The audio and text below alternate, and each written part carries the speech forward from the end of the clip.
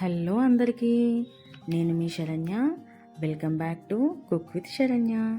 ఈరోజు మనం బెండకాయ ఫ్రైని జిగురు లేకుండా ఎలా చేసుకోవాలో నేర్చుకుందామండి. సింపుల్ టిప్స్తో చెప్తాను.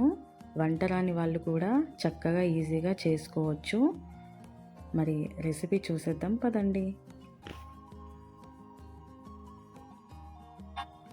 బెండకాయల్ని 1-2 సార్లు చక్కగా వాష్ చేసుకున్న తర్వాత ఇలా చిన్న ముక్కలుగా కట్ చేసుకొని పెట్టుకోవాలండి. వీడియోలో చూపిస్తున్నట్టుగా చాలా సన్నగా తరుక్కొని పెట్టుకోవాలి. ఇప్పుడు స్టవ్ ఆన్ చేసుకొని మందపాటి కడాయి పెట్టుకున్న తర్వాత అందులోకి ఒక 2 టేబుల్ స్పూన్ల ఆయిల్ని యాడ్ చేయాలి.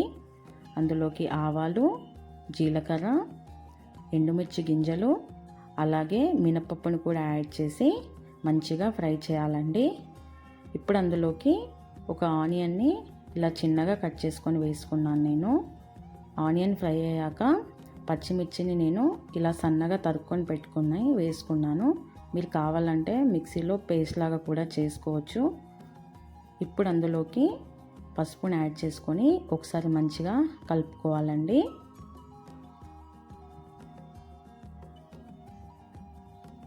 ఇప్పుడు ఇందులోకి మనం కట్ చేసి పెట్టుకున్న బెండకాయ ముక్కలు ఉన్నాయి కదా, అవి కూడా ఇందులోకి యాడ్ చేసి మంచిగా కలుపుకోవాలి.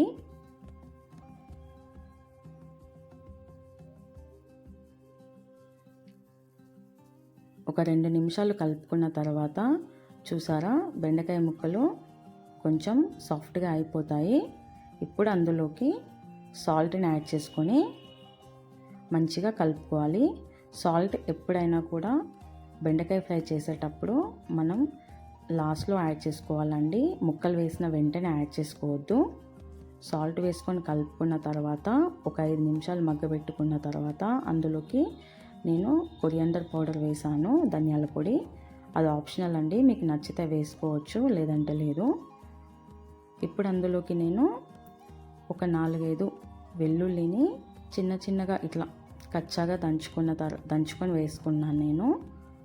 ఇలా వేసి చూడండి మీకు ఎంత టేస్టీగా వస్తుందో కర్రీ. మంచి అరోమాతో చాలా టేస్టీగా ఉంటుంది.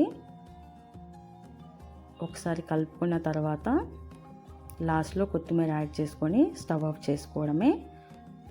చూసారా ఎంత సింపుల్గా ఈజీగా బెండకాయ ఫ్రై తయారైపోయిందో.